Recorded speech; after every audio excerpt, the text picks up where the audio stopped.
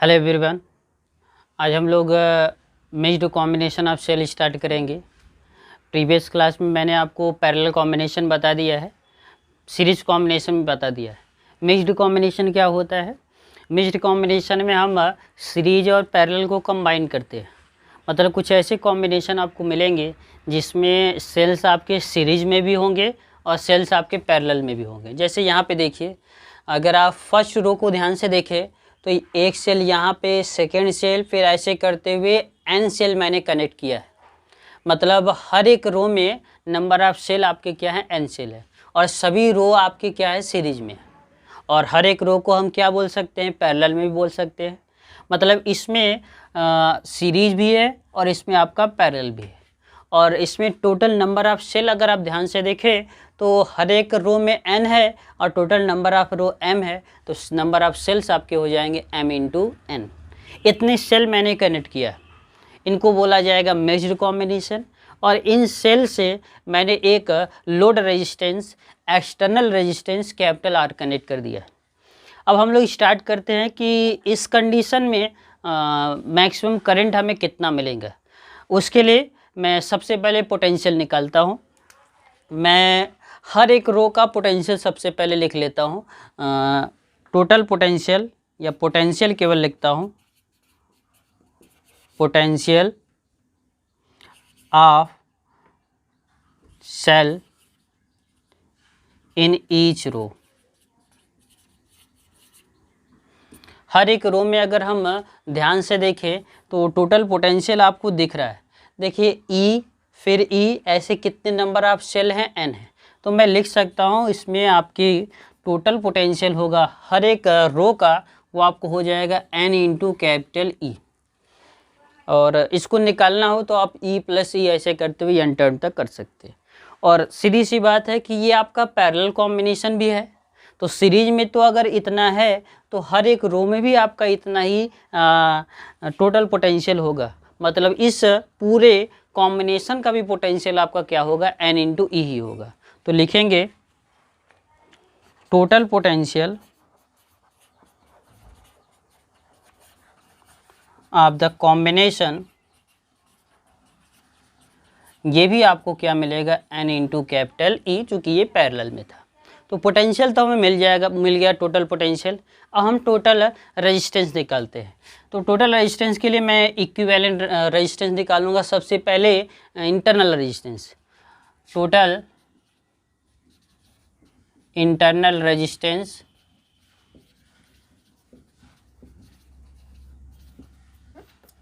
Of each row. अगर हम हर एक रो का इंटरनल रेजिस्टेंस देखें तो देखिए small R plus small R ऐसे करते हुए एन सेल है, तो आपको मिल जाएगा एन इंटू स्मॉल आर। तो ये एक रो में इतने इंटरनल रेजिस्टेंस है, लेकिन कॉम्बिनेशन का निकालेंगे तो सभी को ऐड करते जाएंगे। तो हम लिखेंगे total resistance, total internal resistance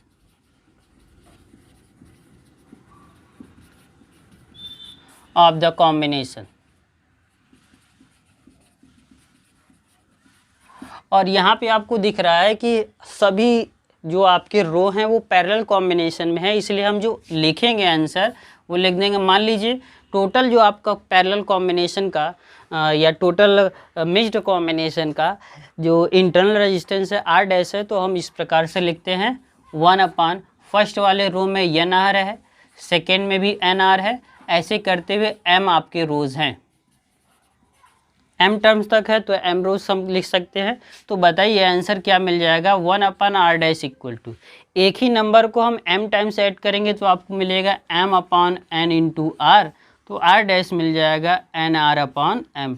ये आपका टोटल इंटरनल रेजिस्टेंस आपको मिल गया। अभी इंटरनल रेजिस्टेंस निकाले हैं, इस कॉम्बिनेशन का टोटल रेजिस्टेंस नहीं निकाले हैं, तो हम निकालेंगे इक्विवेलेंट रेजिस्टेंस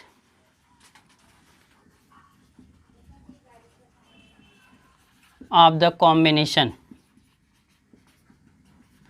इक्विवेलेंट रेजिस्टेंस निकालेंगे अगर कॉम्बिनेशन का, तब हमें क्या मिलेगा। उसके लिए सीधी सी बात है कि इसका पूरा रेजिस्टेंस आपको मिल गया है, एक सीरीज में आपको कैपिटल आर बस कनेक्ट करना है। तो हम लिखेंगे क्या, R equivalent equal to capital R plus R dash, और आर डैश की वैल्यू आपका यही है लिख सकते हैं capital R plus N R divide by small M. M का मल्टीप्लाई करेंगे, आर इक्विवेलेंट आप लिख सकते हो M capital R N small R divide by small M. ये जो आपको आया है इसको बोला जाएगा total resistance of the circuit. तो हमें जब टोटल रेजिस्टेंस मिल चुका है तो टोटल पोटेंशियल भी हमने निकाल लिया है, तो हम टोटल करंट अब निकालते हैं। अब टोटल करंट की बात आती है।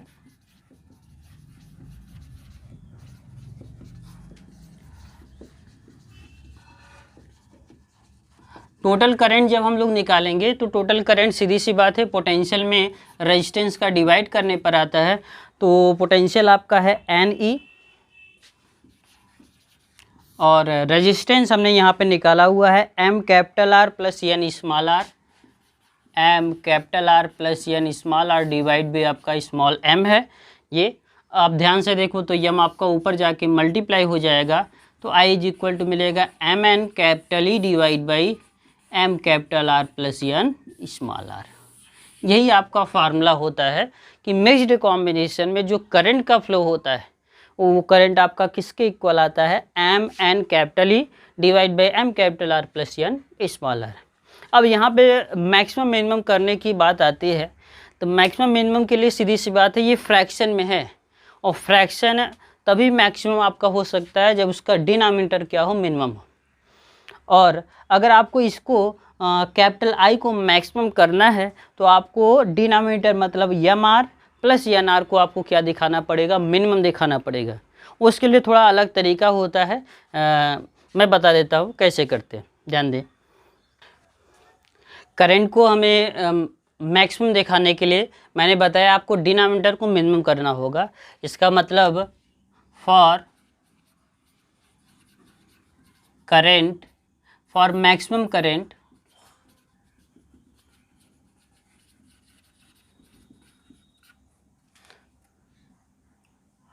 M capital R plus N small R is minimum. अब एम आर और एन आर को एडिशन को मिनिमम दिखाने के लिए मैं क्या करता हूँ, थोड़ा ध्यान से देखें, यही चीज़ इम्पॉर्टेंट है। M capital R plus N small R को अगर हम लिखना चाहें तो हम इस प्रकार से लिख सकते हैं, कैपिटल एम आर इसका स्क्वायर रूट एम आर का square plus root N R का स्क्वायर। इसको हम इस प्रकार से भी लिख सकते हैं, चूँकि स्क्वायर करेंगे तो रूट हट जाएगा, यही चीज़ आपको मिल जाएगा। या इसको अगर लिखना हो तो हम ऐसा लिख सकते हैं, root M R minus root N R इसका whole square plus root M R into root N are.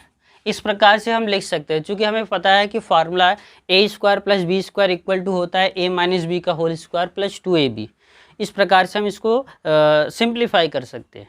अब मैं क्या करता हूँ, अगर मुझे इसकी वैल्यू मिनिमम चाहिए तो मैं इस दोनों को तो ज़ीरो कभी नहीं कर सकता, लेकिन मैं इसको ज़ीरो कर सकता हूँ। और इसको ज़ीरो करने के लिए मुझे करना क्या होगा, यहाँ पे लिखेंगे for M R plus for minimum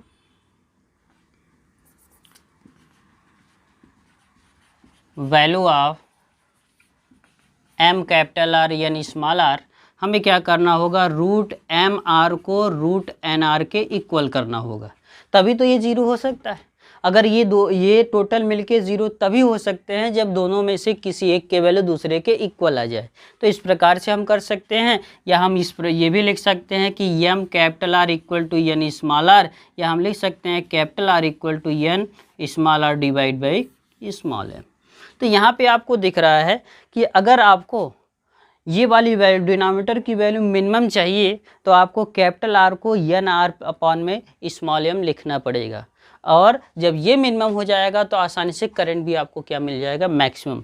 इसका मतलब अगर आपको आई मैक्सिमम चाहिए, आई मैक्सिमम ये किसके इक्वल हो सकता है, M N capital E divide by, आपको क्या करना होगा, एम आर को एन आर के इक्वल करना होगा। तो मैं यहाँ पे दो मैक्सिमम वैल्यू आएगी, मैं पहले निकालता हूँ। एम आर को किसके इक्वल लिख देता हूँ, एन आर के। तो एम आर के प्लेस पे मैंने लिख दिया N R plus N R, और आपको दिख रहा है M N capital E divide by 2nr, और एन आपका कैंसिल हो गया, इक्वल टू आपको मिल गया M E upon N R. Sorry 2R। तो ये आपका मैक्सिमम करंट की वैल्यू आई, M small M capital E divide by 2 small R. या तो ये मैक्सिमम होगा, या एक और हम मैक्सिमम दिखा सकते हैं, जैसे ऐसे भी कर सकते हैं, M N capital E divide by, यहाँ पे एन आर के प्लेस पे भी तो एम आर लिख सकते हैं, मतलब इसके प्लेस पे तो एम आर को कैपिटल आर को वैसे रखते हैं, एन स्मॉल आर के प्लेस पे मैं लिख देता हूँ एम कैपिटल आर। तो एम कैपिटल आर लिखेंगे तो आपको मिलेगा M N capital E divide by 2 M R. यहाँ पे m कैंसिल हो गया तो वो I मैक्सिमम आपको मिल जाएगा एन ई अपॉन 2R। तो चाहे आप एन ई अपॉन 2R लिखिए, चाहे आप एम ई अपॉन 2R लिखिए, दोनों ही आपके मिक्स्ड कॉम्बिनेशन के लिए मैक्सिमम करंट कहलाएंगे। अब थोड़ा ध्यान से देखें, ये जो आपका N R divide by M आया था, ये किसकी वैल्यू है? ये आपका internal resistance, total internal resistance की वैल्यू है। मतलब इस पूरे सेल का जो इक्विवेलेंट इंटरनल रेजिस्टेंस होगा वो लोड रेजिस्टेंस के क्या होने चाहिए? इक्वल। इसलिए मैं ये भी लिख सकता हूँ capital R equal to R dash, मतलब total internal resistance equal to external resistance. अगर ऐसा है तभी आपको मैक्सिमम करंट मिलेगा। तो ये आपका मैक्सिमम करंट के लिए फार्मूला है मिक्स्ड कॉम्बिनेशन के लिए, ये आप प्रिपेयर कर लें। Thank you.